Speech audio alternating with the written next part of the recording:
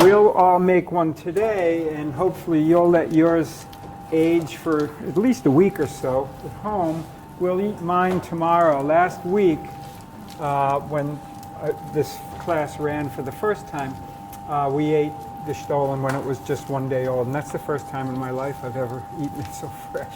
It was very interesting. It's not that it was bad at all, but I think it really is better when it has a chance to age. There's something mellowing about the flavors.